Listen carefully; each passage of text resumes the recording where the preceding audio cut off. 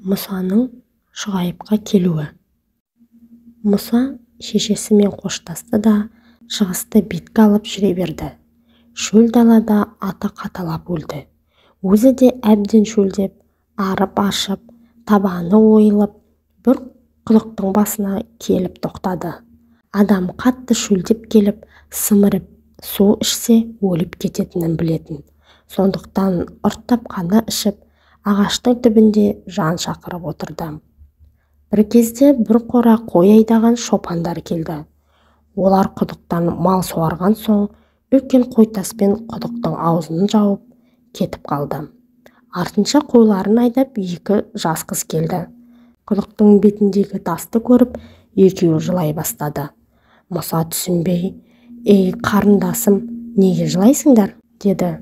Қыздар басын көтеріп қараса, ағашқа арқасын сүйеп отырған дәруішті көрді. «Мына дәу тасты қаскүнем қойшылар қойып кетіпті. Олар бізбен үнемі жайылымға, суға таласып жүреді. Біз олардан бұрын келіп, қойды суарып алатын едік. Бүгін әкемізге ас ауқат береміз деп кешігіп қалдық. Енді қойымыз шөлден қаталап өлетін болды» деді.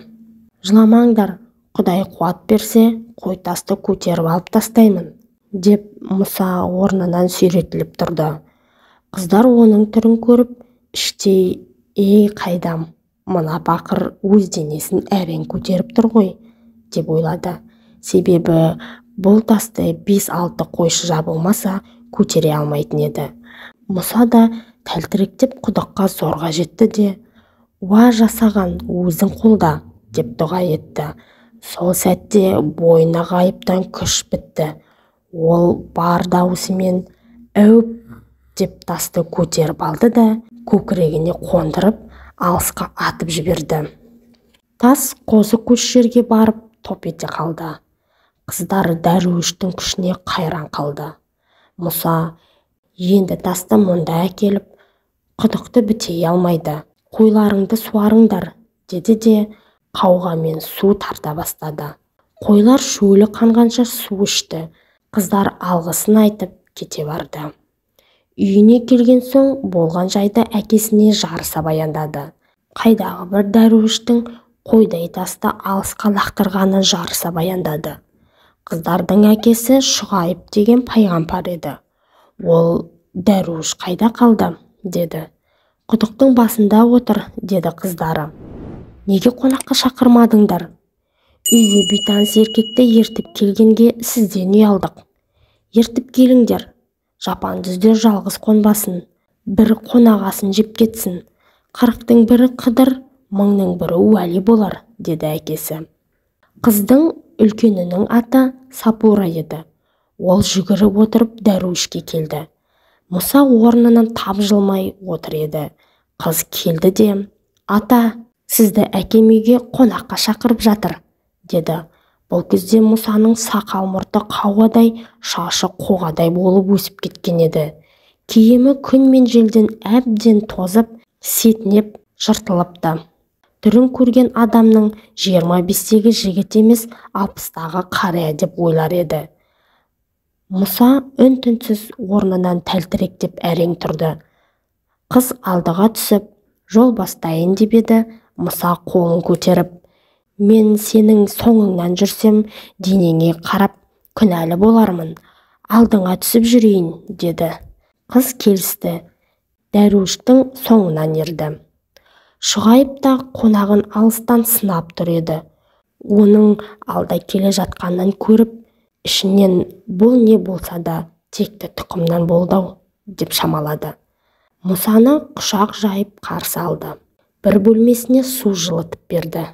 Мұса жуынып, сақал шашын қырды, таза киім киді. Үстіне әтір сеуіп сыртқа шықты. Шұғайып қонағын төрге отырғызып, бір қойға бата сұрады. Қойды сойып, етін қазанға салды да, ет піскенше қонақтан сыр тартты. Мұса болған жайды алып қоспай баяндап берді. Шұғайып, «Ер жігіттің басынан не өтіп, не кетпейді.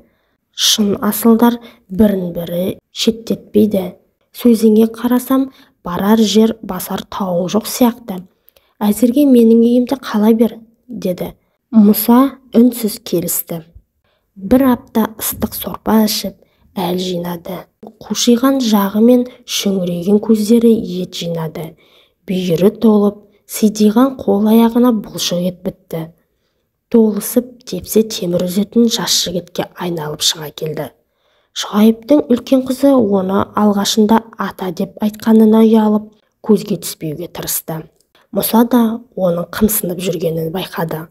Сапура еліктің лағындай сүйкімді еді. Күлімдесем бетіне оймақтай шұңқыр бітетін. Қос жанары құралайдың көзіндей жәудіреп тұратын. Екі бұрымын жел тербегенде құдды бір денесін ұшырып жіберердей нәзік еді. Шай құйғанда сүйріктей саусақтары майысып тұратын. Есіктен шықса арқасын көрсетпейтін. Ізетпен иіліп артқа қарай жүріп барып шығатын. Құлағындағы сырғасы көлбен қағып билегенде пейіштің перизатын еске алатын.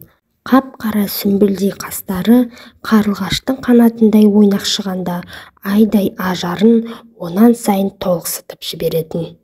Бір қылығы бір қылығына ұқсамайтын. Бұртиған ажары енесіне еліктеген қозының тәтті қылығын еске салса, шүртиген ерні әппақ ботаның әлпетіне ұқсайтын. Мұсаның қой бағуы. Шұғайып Мұсаға: мен қартайдым, малымды бағар ұлым жоқ, басы байлы құлым жоқ. Әріден соң пайғамбарға құл ұстаған жарамайды. Өзім-ақ бағар едім, қарттық алмай қоймайды екен. Аяқтан әл кетті, бүгіліп бел кетті. Отырып тұруымның өзі мұңға айналды. Іздегенге сұраған деген сен жақсы келдің. Осында қалып қойымды бағып берсің, ақысына мал берейін, қаласаң пұл берейін, деді. Мұсаның да барар жері, басар тауы қалмап еді, мал бағуға келісті. Әрі қарияның қызын да бір көріп ұнатқаны бар еді. Бірінші жылы Шұғайып бүйдеді: ей Мұса, биыл қойым қоздаса, қозының ағы сенікі болсын. Сол жылы Шұғайыптың қойының бәрі ақ түсті қозы туды. Екінші жылы Шұғайып: биыл қозылардың қарасын сен ал, деді. Сол жылы қойлар қара түсті қозыны қоздады. Үшінші жылы Шұғайып ала түсті қозыларды бермекші болды. Қойлар Мұсаның тілеуін тілегендей ала түсті қозы туды. Төртінші жылы тек еркек қозыны бергісі келген. Қойлар тек еркек туды. Бесінші жылы ұрғашы қозыны атап еді, қойлар келісіп алғандай ұрғашыдан қоздады. Осылайша көзді ашып жұмғанша Мұсаның да қора-қора қойлары пайда болды. Шұғайыптың қойының ішінде бір көтерем қой бар еді. Үнемі отардан бөлініп, малдың соңында қалып қоятын. Бұрынғы малшылар ол қойды ұрып-соғып, боқтап, боралап, қамшының астына алатын. Мұса қойшылыққа келген соң ол қойдың азапты күндері артта қалды.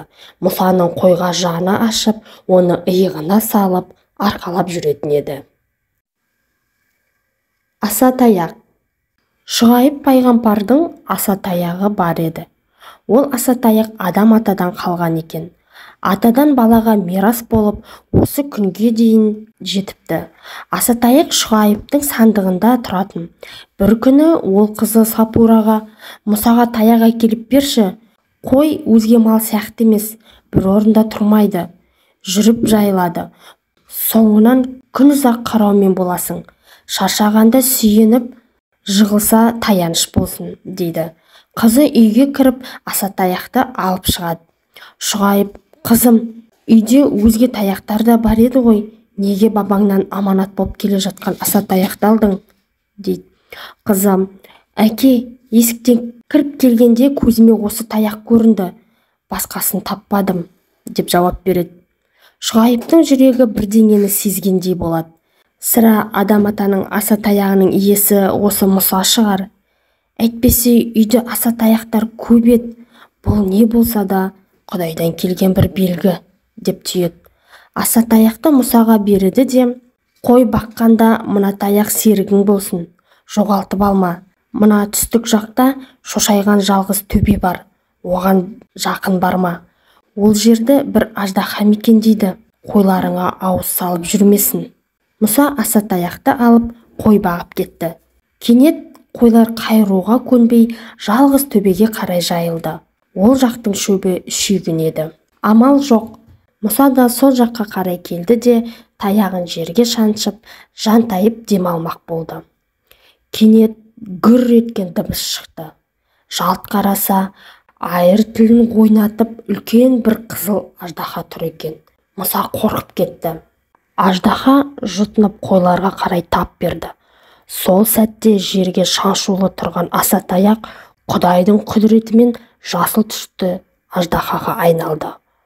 Ол қызыл аждаһаның мойнынан тістеді де тұншықтырып өлтіріп тастады. Сөйтті де қайтадан таяқ күйіне айналды. Мұса өң мен түстің арасында қалғандай күй кешті. Сенейін десе, асатаяқ өз орнында шаншылып тұр. Сенбейін десе, қызыл аждаһа бұратылып өліп жатыр. Бірақ Мұса бұл оқиғаны Шұғайыпқа айтпауды жөн көрді. Себебі аждаһа туралы айтса, тілімді алмады деп ренжиді деп ойлады. Бірде тағы мынадай оқиға болды. Ол заманда Меккеде бір жолбарыс мекендейтін. Ол жұртты қан қақсатқан жыртқыш екен. Елдің малына шапқанда аса тұяқ қалдырмай жайпап кететін. Жолбарыстың түрінен адам шошитын.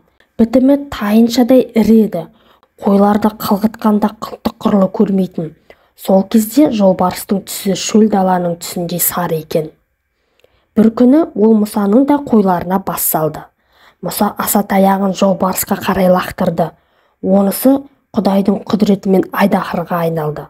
Айдаһар аузын ашып от бүркіді. Жолбарыс қалың сексеуілдің ортасында тұр еді. От жартылай сексеуілге, жартылай жолбарысқа тиді. Жыртқыш қаша жөнелді. Содан бастап от шаршыған сексеуілдің қалың жапырақтары күйіп, бұтақтары селдіреп қалды. Ал жолбарыстың от тиген жүндері қарайып кетіпті. Осыдан соң жолбарыс шөл далаға жоламайтын болыпты. Мұса 7 жыл Шұғайыптың малын бағып берді. Өзінің де еншіге алған қойлары төлдеп, сайын далаға сыймай кетті. Шұғайып: «Ей Мұса, қойымды аң-құсқа алдырмадың, қараусыз қалдырмадың. 7 жыл бойы белің иілмей, қабағың түйілмей қойымды бағып шықтың. Ақысына не сұрайсың?» деді.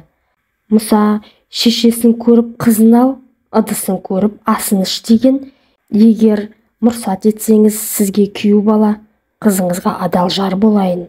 Қалың малдың құнына 7 жылғы еңбегіммен еншіме алған қойларды қозысымен қосып берейін» деді. Шұғайып та Мұсаның тегін адам емес екенін білетін. Өзі де қызына одан артық жігітті сай көрмеген еді. Келісті. Екеуінің некесін қиып, тойын жасап берді.